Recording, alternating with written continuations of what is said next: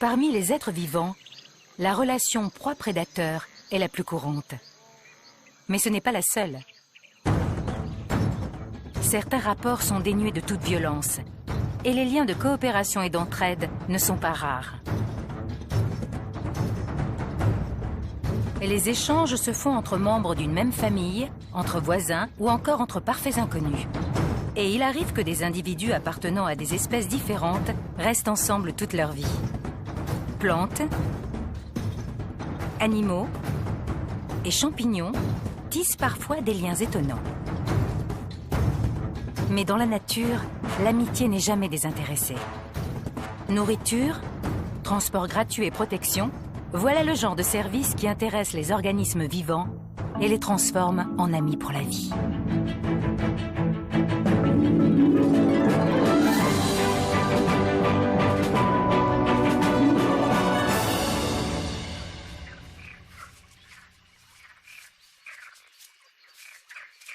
Un hérisson se dirige vers son étang attitré. C'est l'eau qu'il recherche, car il sait qu'ici, il ne trouvera rien à se mettre sous les dents. Du moins pour le moment. Car dès que les grenouilles seront engourdies par les premiers froids, il pourra aller les débusquer.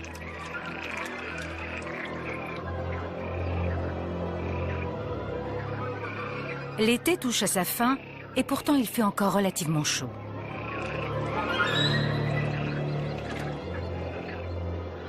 Les grenouilles profitent des derniers rayons de soleil, mais elles se savent vulnérables et guettent le moindre mouvement autour d'elles.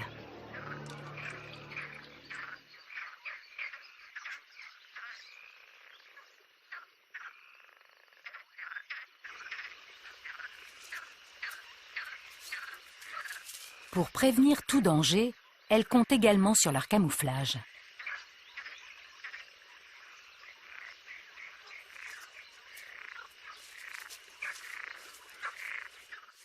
Mais lorsque le prédateur s'approche de trop près, la nervosité gagne toute la colonie. La grenouille la plus directement menacée est presque toujours la première à réagir.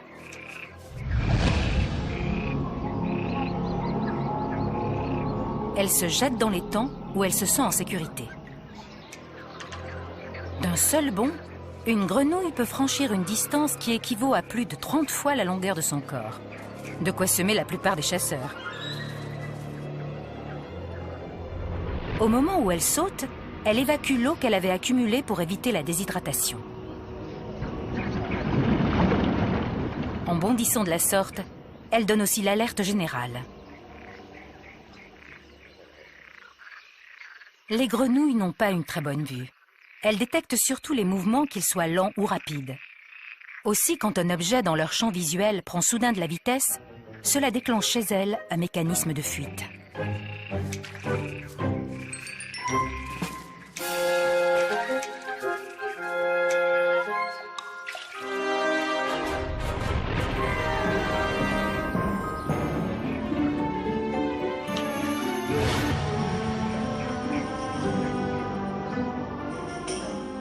Une grenouille qui s'élance dans les airs est vue par toutes ses congénères.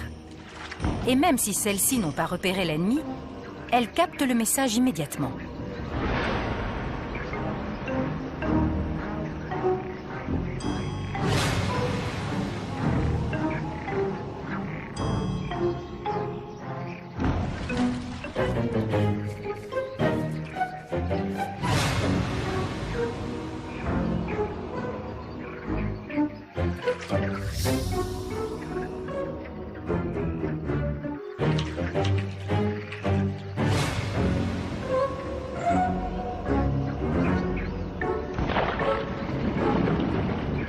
La coopération entre les membres d'une même espèce est manifestement un des moteurs de l'évolution.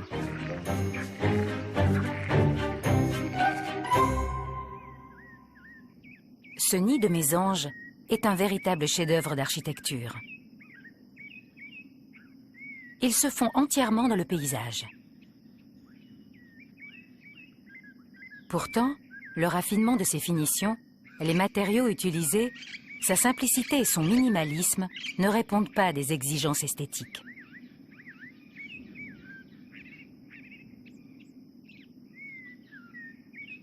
Ce nid a été construit de façon à ressembler à une excroissance naturelle de l'arbre. À l'intérieur se cache une douzaine d'oisillons. Pour espérer survivre, ils vont devoir grandir le plus vite possible et sans trop se faire remarquer.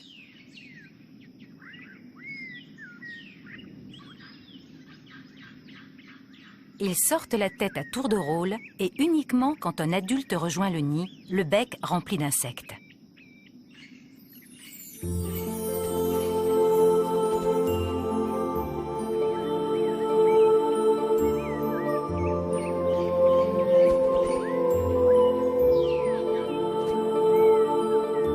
Les parents se relaient pour nourrir la couvée.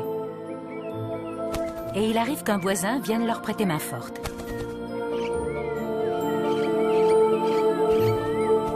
En effet, chez de nombreuses espèces d'oiseaux, les scientifiques ont observé que les célibataires aident parfois les couples stables à élever leurs oisillons.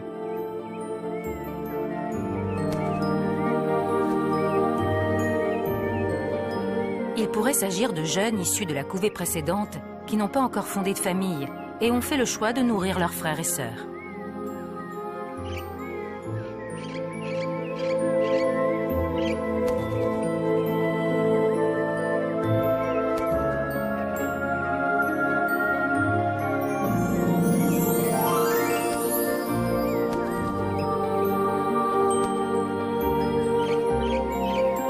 Mais ce comportement n'est pas tout à fait désintéressé.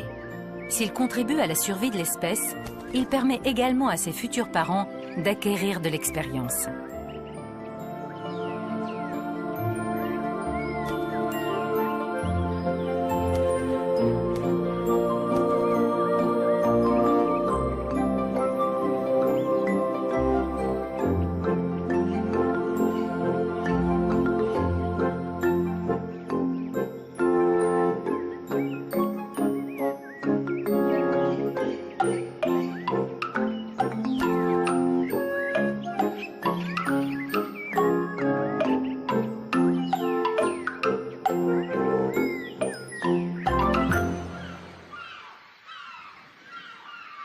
De nombreux oiseaux se regroupent pour élever leurs petits.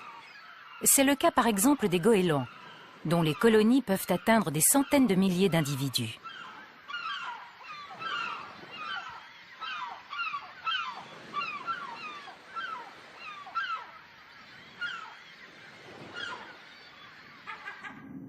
Les vautours, eux, se rassemblent dans le ciel pour chercher leur nourriture. Cette technique de chasse leur permet d'inspecter des centaines de kilomètres carrés, sans manquer une seule charogne.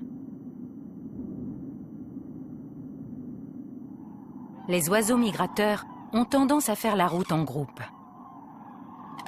Le vol en formation réduit de près d'un tiers le frottement de l'air, et donc l'énergie dépensée. Le voyage se fait par ailleurs dans des conditions optimales, car la mise en commun des expériences permet de trouver l'itinéraire le plus court et le moins dangereux.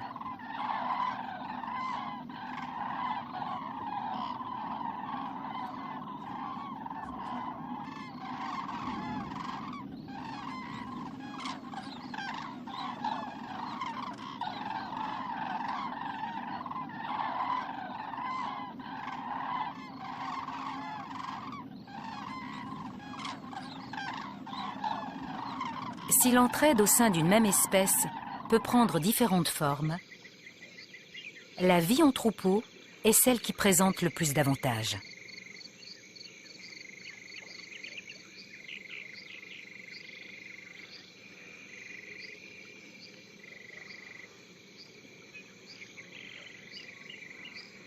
Les gnous ont l'instinct grégaire parce qu'ils sont tous en quête des meilleurs pâturages, mais aussi parce que se déplacer en groupe est beaucoup plus sûr.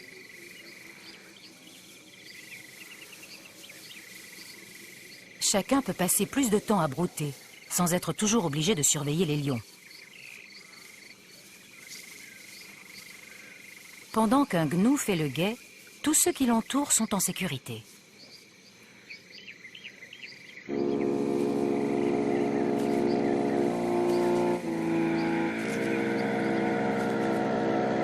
Et plus le troupeau est important, plus les tours de garde sont espacées.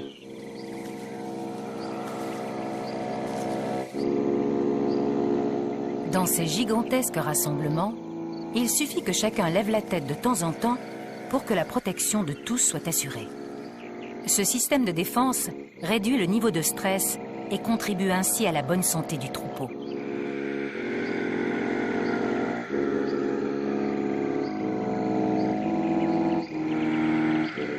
Autre avantage, plus les gnous sont nombreux et moins chacun d'eux risque d'être pris pour cible par un prédateur.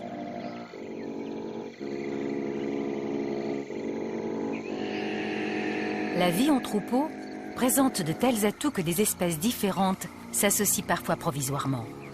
Ce qui augmente encore le niveau de sécurité et le temps que chaque membre du groupe peut consacrer à se nourrir. Ce type d'alliance entre zèbres et gnous, par exemple, est réciproquement profitable et se rapproche en cela de la symbiose.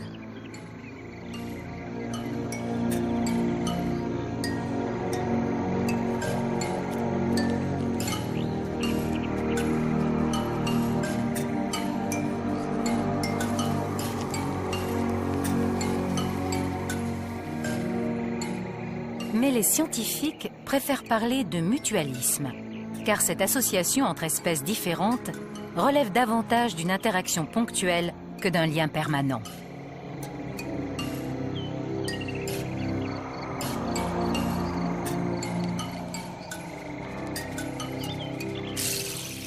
Le pique-bœuf, qui s'alimente des parasites de son hôte, offre un bon exemple de mutualisme. En échange de nourriture, larves, tiques et parfois un peu de sang, l'oiseau propose un service de nettoyage.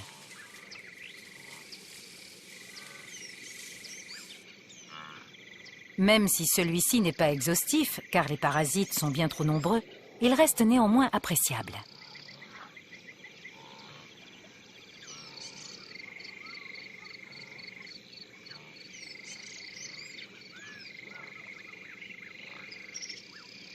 Une telle collaboration n'apporte pas seulement du bien-être à l'hôte du pique-bœuf.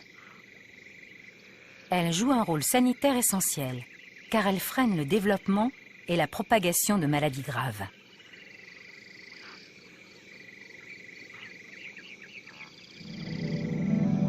Contrairement au mutualisme, la symbiose est un partenariat permanent. Elle se produit entre deux espèces qui vivent ensemble et profitent réciproquement de cette relation.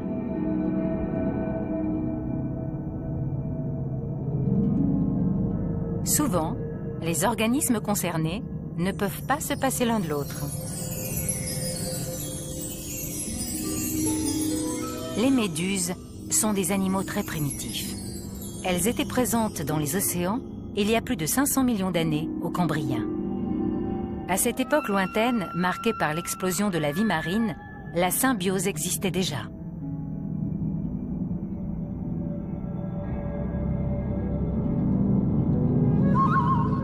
Certaines méduses hébergent des bactéries avec lesquelles elles vivent en association. C'est le cas de nombreux êtres vivants qui ont besoin de ces micro-organismes pour digérer différents types d'aliments. Mais les méduses entretiennent avec leurs partenaires des relations infiniment plus complexes. Certaines font pousser à l'abri de leurs tentacules un véritable jardin de cyanobactéries. Ces bactéries aquatiques, semblables à des algues, utilisent la lumière du soleil pour produire de l'énergie et de la nourriture organique.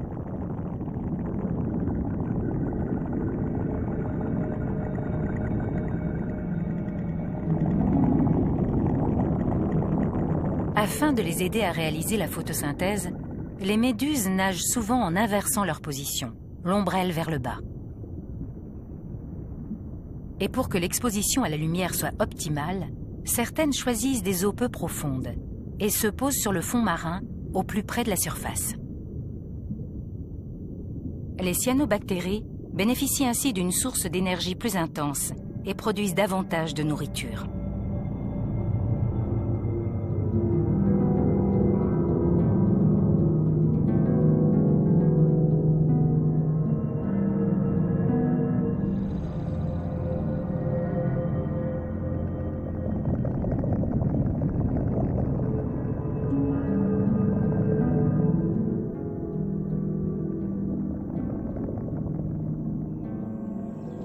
La relation symbiotique entre les plantes et les champignons est presque aussi ancienne.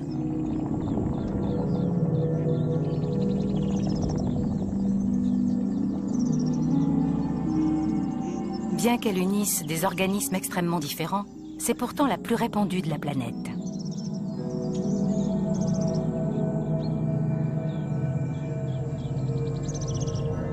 Elle est attestée dans tous les écosystèmes, de l'Arctique à l'Antarctique, sur Terre comme en mer. Et elle joue un rôle capital dans la nature, car elle a des effets bénéfiques sur tous les êtres vivants.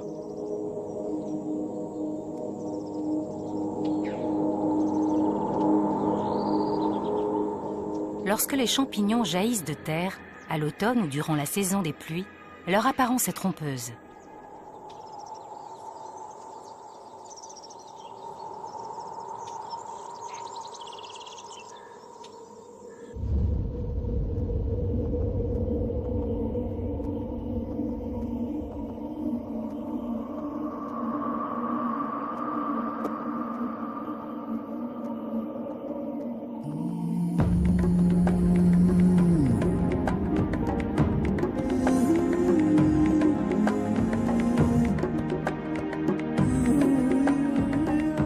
Le curieux chapeau qui apparaît en surface n'est en fait que leur appareil reproducteur.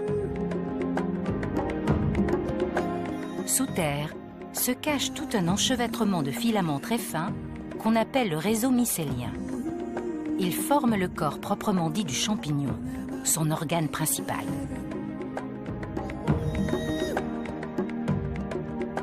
Ces filaments colonisent les racines de la plupart des plantes et des arbres.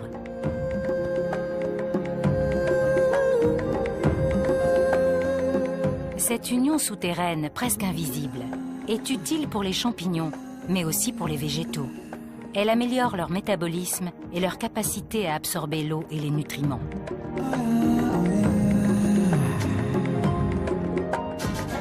Les sels et les minéraux présents dans le sol sont constitués de matière inorganique, c'est-à-dire morte.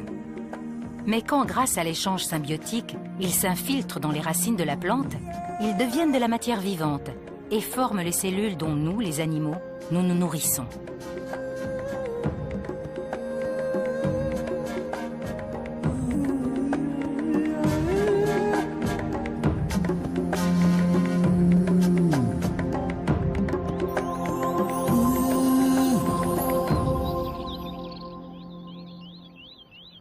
Partout sur la planète, l'ensemble des végétaux a signé un contrat à vie avec les champignons.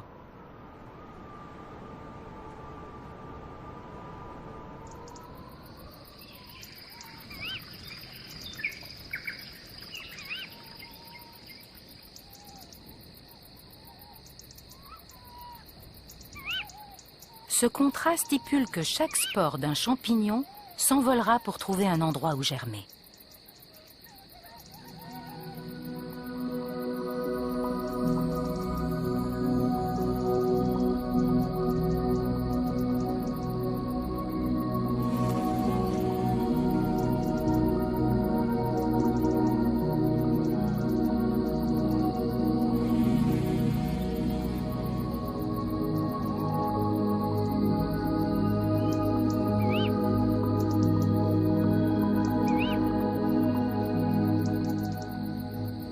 Les spores sont programmées pour donner naissance à un nouveau réseau mycélien.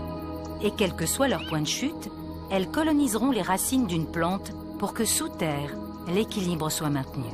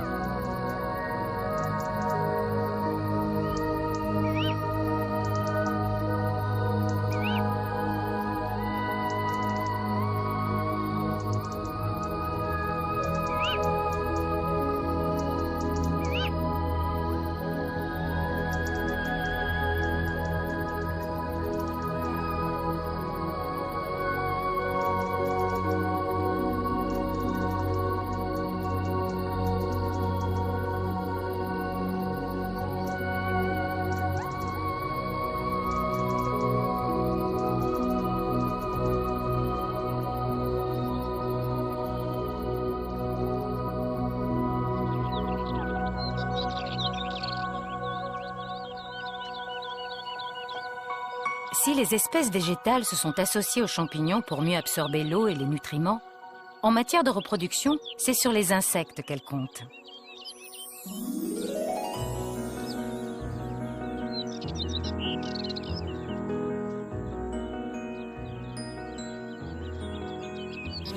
De nombreux insectes peuvent ainsi polliniser plusieurs types de fleurs.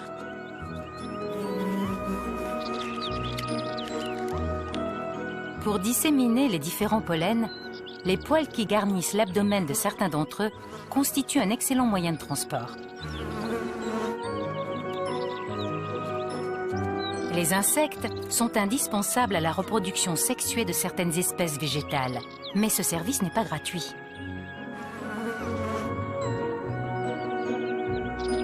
Ils sont nombreux à se nourrir de ces mêmes plantes, et cela représente parfois une véritable menace pour la survie des végétaux.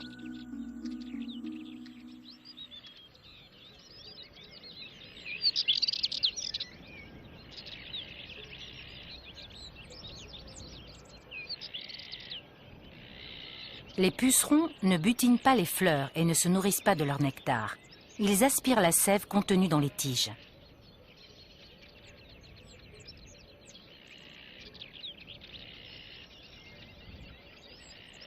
Curieusement, leur organisme n'a développé aucun mécanisme de défense. Rien qui puisse tenir les prédateurs à distance. Pas d'aiguillon, pas de poison. Ils ne sont même pas très agiles.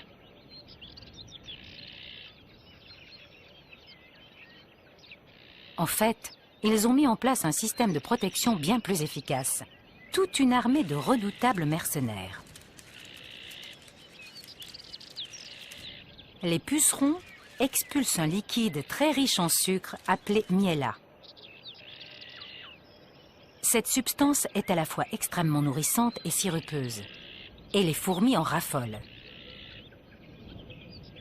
De nombreuses espèces en ont même fait leur aliment principal.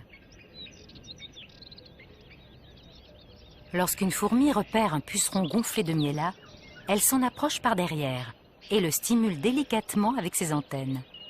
Le puceron, fixé à la plante dont il suce la sève avidement, libère alors son nectar.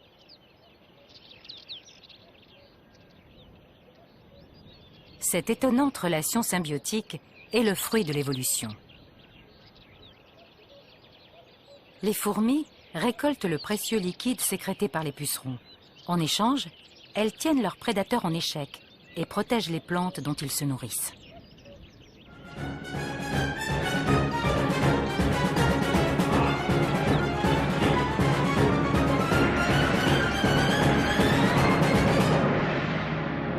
Cette alliance regroupe par conséquent 3 partenaires.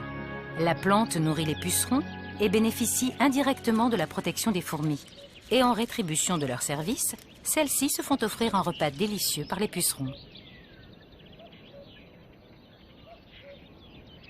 Ce lien est cependant fragile. Comme dans toute association, l'équilibre entre les membres qui la composent est essentiel.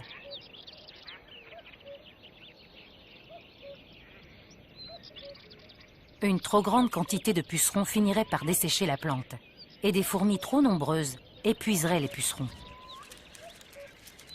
C'est pourquoi cette relation symbiotique se fonde sur des règles très strictes.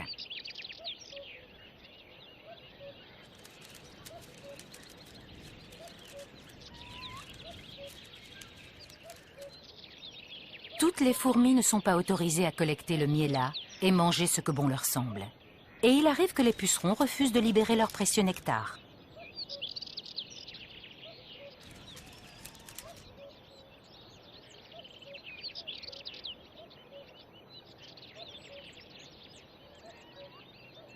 Seules certaines fourmis sont habilitées à constituer des réserves et à les distribuer au compte-gouttes. Elles seules savent comment stimuler les pucerons pour s'approprier leur production.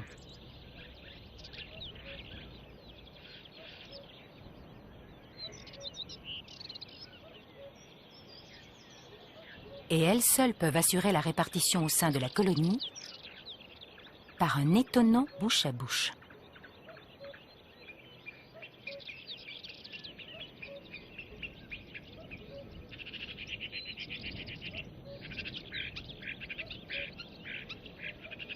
Une telle discipline garantit que les résidentes d'une autre fourmilière n'iront pas puiser dans leur garde-manger.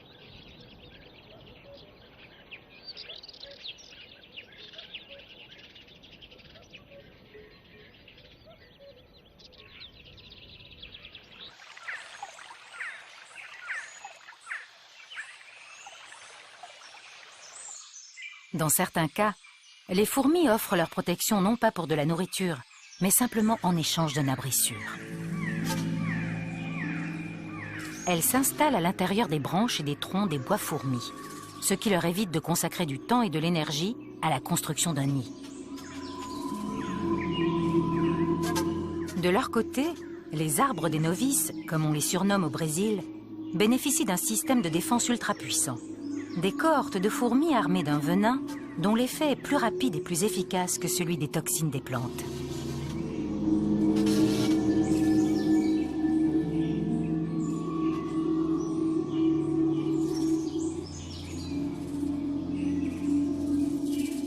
Cette relation symbiotique a permis la forte expansion des deux espèces dans l'état amazonien du Mato Grosso.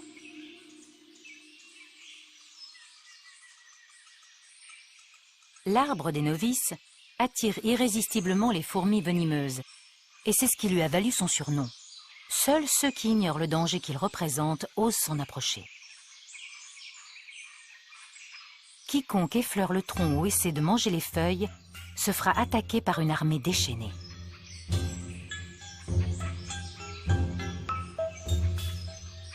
La piqûre de ces fourmis est extrêmement douloureuse. Elle provoque une sensation de brûlure. Et si elles sont plusieurs à injecter leur venin simultanément, elles peuvent tuer une proie de la taille d'un singe.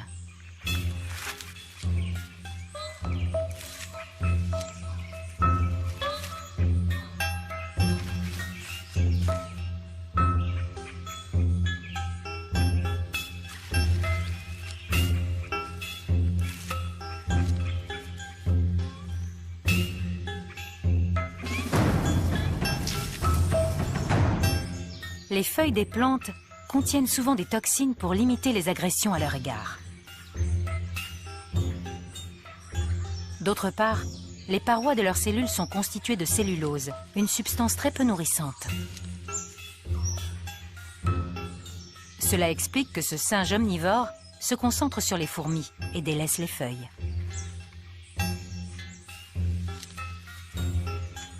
Il a surtout besoin de protéines animales, qui se digèrent plus facilement et sont plus énergétiques.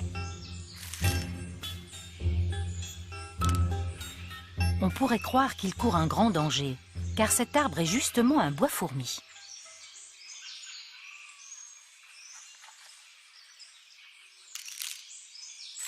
Mais ce sapajou noir n'a rien d'un novice. Il sait exactement ce qu'il fait et prend des risques minimums. Il connaît le point faible du lien symbiotique qui unit l'arbre à l'insecte. Il ne faut pas s'approcher d'un bois fourmi, sauf par temps froid. Les marais du Pantanal, dans le Mato Grosso, se situent au cœur des tropiques et ne connaissent pas de véritable hiver. Mais en juillet et en août, sur une période de quelques jours et pendant seulement quelques heures, à l'aube, il arrive que la température ne dépasse pas les 7 degrés.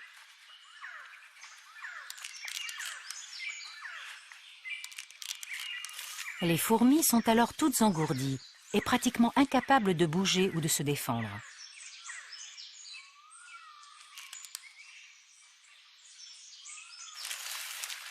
Ces jours-là, le sapajou noir sait qu'il peut fendre les branches et s'offrir un petit déjeuner exceptionnel.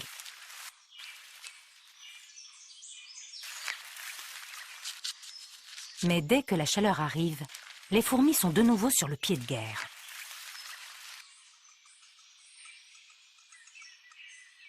Elles se glissent dans sa fourrure, le piquent et finissent par le déloger.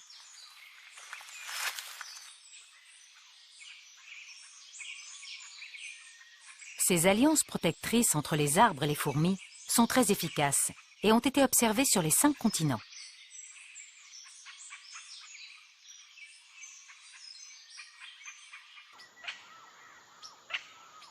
Les fourmis sont de véritables spécialistes de la symbiose.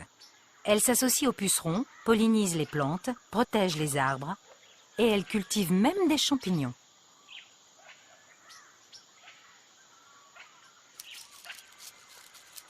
Les fourmis coupe-feuilles, également appelées fourmis champignonistes, se consacrent exclusivement à la culture du champignon qui assure la survie de la colonie.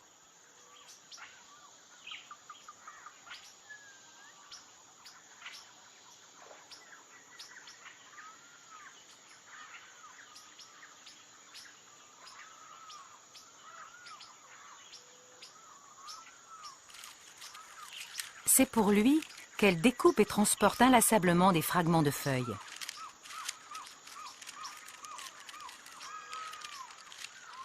Mais toutes les plantes ne font pas l'affaire. Seules certaines espèces synthétisent les nutriments dont le champignon a besoin.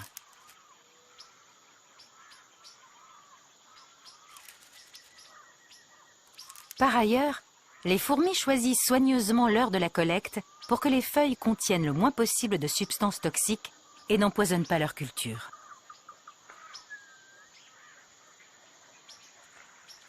Il n'est pas rare de les voir s'activer à différents moments de la journée et de la nuit. Le travail n'attend pas.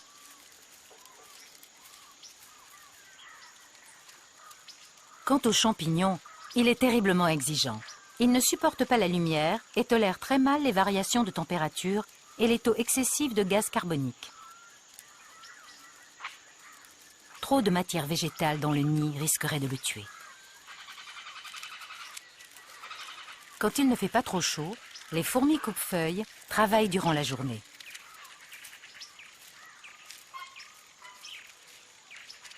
Légèrement tiédis par les rayons du soleil, les morceaux de feuilles qu'elles découpent feront monter la température dans le nid. Le champignon aime la chaleur, mais jusqu'à un certain point. Un réseau complexe de galeries permet de ventiler la fourmilière, de sorte que la température et l'humidité sont maintenues à un niveau précis, ni trop faible ni trop élevé, et toujours constant. Cette symbiose dépend de facteurs si nombreux et si complexes que les fourmis prennent bien soin de répartir les cultures dans différentes chambres du nid. De cette façon, même si une des récoltes est perdue, elles auront toujours de quoi se nourrir.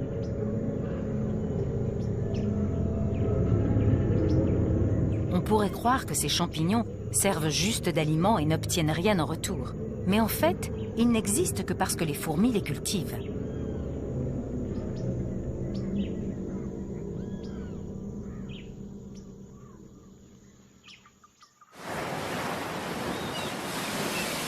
L'océan nous fournit d'autres exemples de symbiose protectrice. Par exemple, celle qui unit les poissons clowns aux anémones de mer, également appelées actinies. Les tentacules de ces dernières sont munis de milliers de harpons urticants qui forment une barrière infranchissable. Chez certaines espèces, le venin est si puissant que le moindre contact peut se révéler mortel.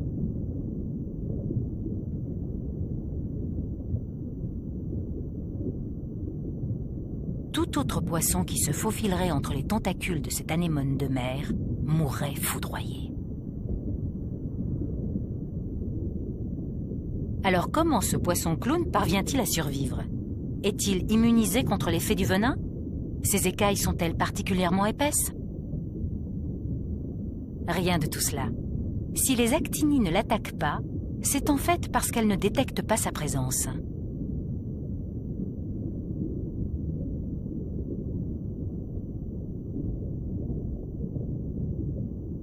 Avant d'élire domicile dans une anémone, le poisson clown frotte plusieurs fois ses écailles contre les tentacules.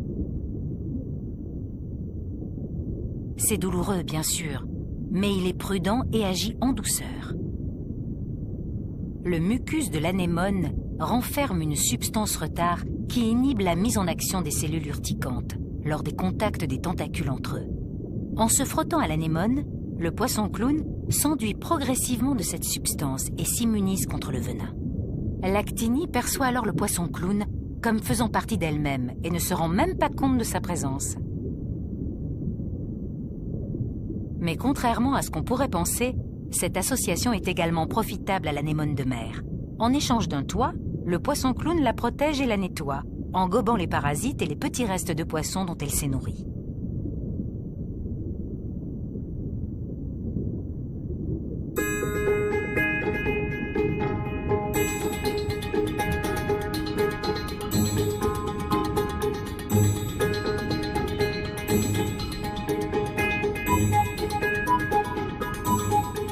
Certains Bernard l'ermite établissent aussi des liens mutuellement bénéfiques avec les actinies, surtout avec celles qui tolèrent les séjours hors de l'eau.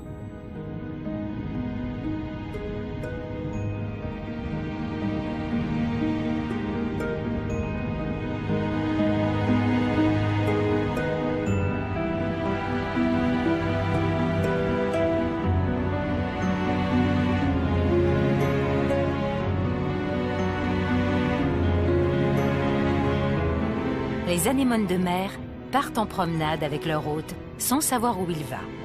Mais qu'importe la destination, dès lors que le courant se charge d'apporter vers elles des miettes de ce qu'ils mangent.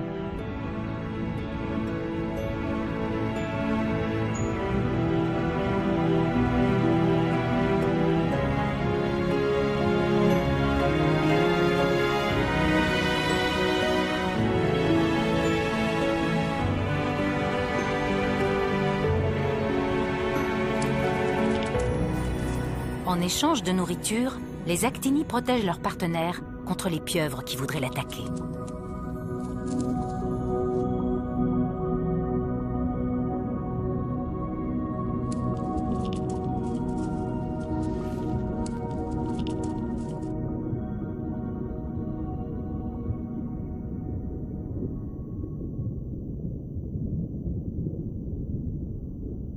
Le bec tranchant des céphalopodes est en effet capable de transpercer la carapace des crustacés.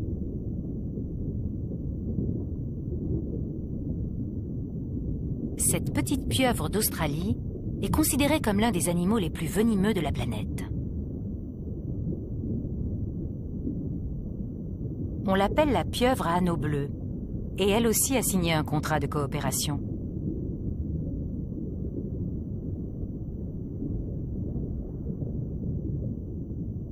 Grâce aux redoutables bactéries qui prolifèrent dans sa salive, aucune proie ne survit à sa morsure.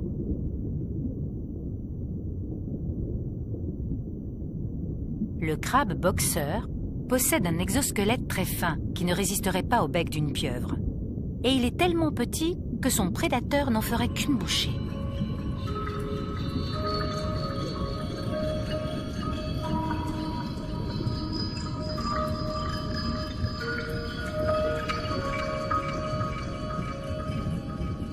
Heureusement pour lui, il dispose d'un moyen de défense très efficace.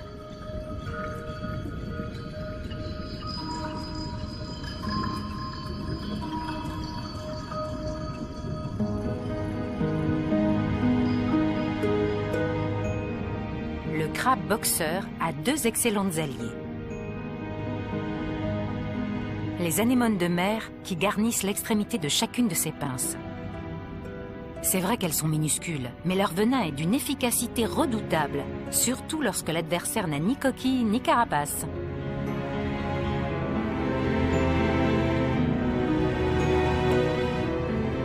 Les motifs très marqués qui ornent l'exosquelette du crabe devraient suffire à donner l'alerte.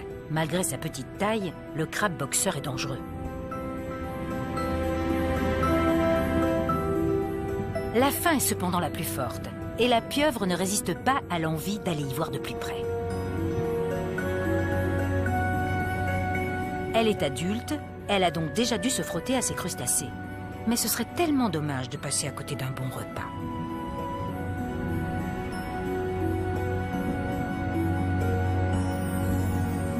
Le crabe boxeur profite des hésitations de son ennemi pour prendre les devants et le forcer à battre en retraite.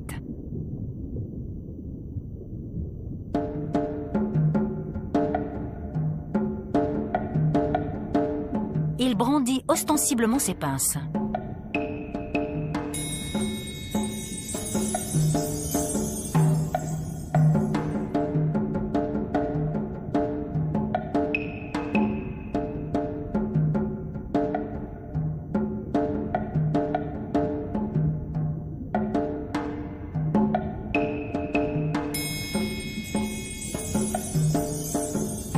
Et ça marche. La pieuvre se met en quête d'une autre proie. Le crustacé a échappé au pire. Il peut se féliciter de la relation qui l'unit aux minuscules actinies.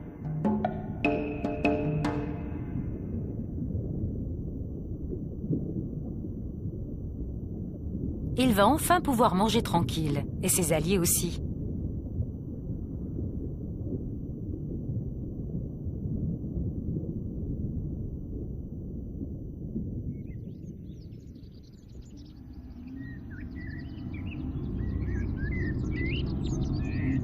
Il existe des symbioses si parfaites qu'il est impossible de distinguer les partenaires associés.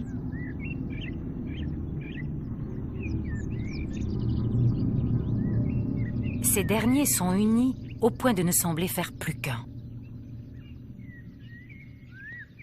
Ainsi, contrairement à ce qu'on a longtemps pensé, le lichen est un être double. Il est constitué d'une algue et d'un champignon imbriqués l'un dans l'autre.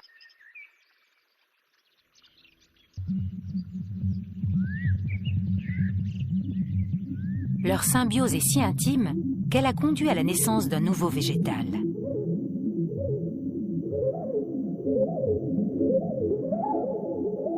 Le champignon s'alimente grâce à la photosynthèse réalisée par l'algue et en échange, il fournit à cette dernière l'eau dont elle a besoin.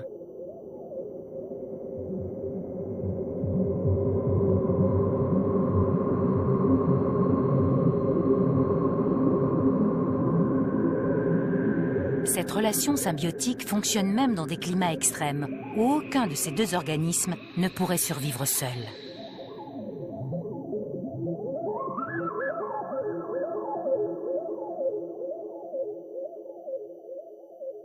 Le lichen peut se reproduire selon deux modes différents. Et dans le mode dit asexué, l'algue et le champignon interviennent l'un et l'autre.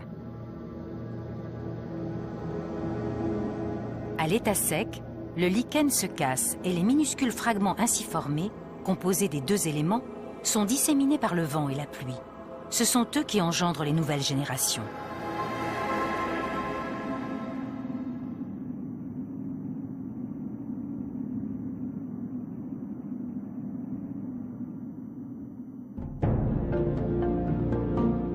Les liens qui unissent les organismes vivants sont innombrables. À la fois surprenants et merveilleux, ils sont essentiels à l'équilibre de la nature. Même une fois morts, les animaux et les plantes restent intégrés à ce réseau de connexion et participent à la survie de certaines espèces. La mort peut offrir de nouvelles perspectives et s'inscrit ainsi dans le cycle de la vie.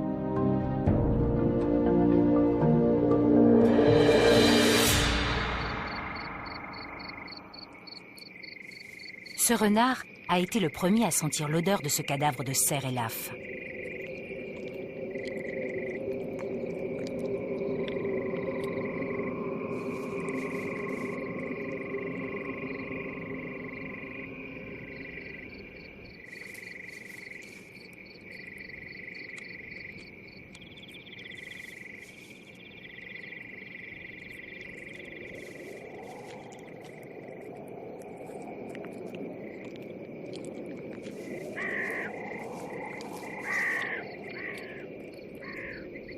Les animaux capables de déchiqueter la peau ou de broyer les os permettent à d'autres d'en profiter.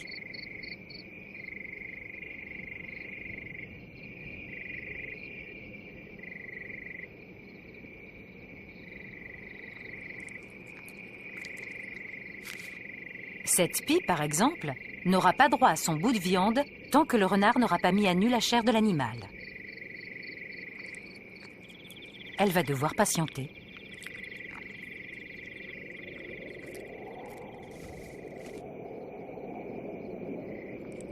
Mais le renard lui-même ne peut pas rester. Les vautours se sont déjà rassemblés et tournoient dans le ciel. Ils ne vont pas tarder à venir prendre leur part.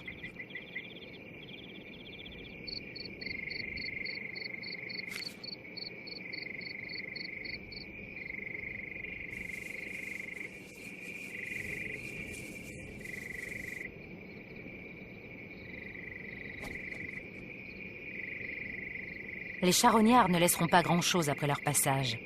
Mais c'est leur rôle de nettoyeur et il est indispensable à tout l'écosystème.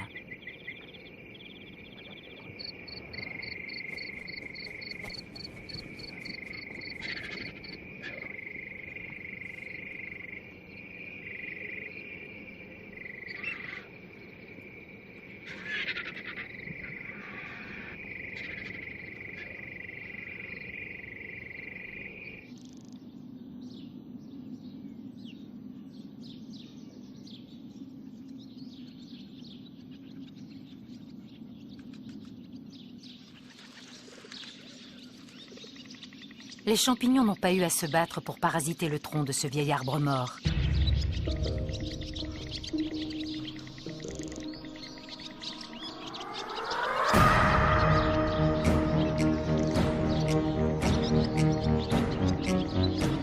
Maintenant qu'ils sont perchés en hauteur, leurs spores peuvent s'envoler plus loin et proliférer en colonisant les racines d'autres arbres.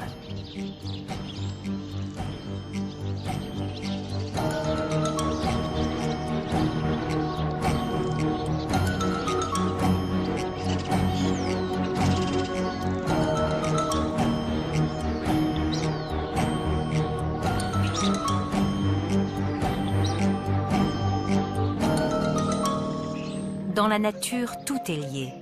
Symbiose, mutualisme et parasitisme s'avèrent bénéfiques à l'ensemble des êtres vivants, tant que l'équilibre est maintenu.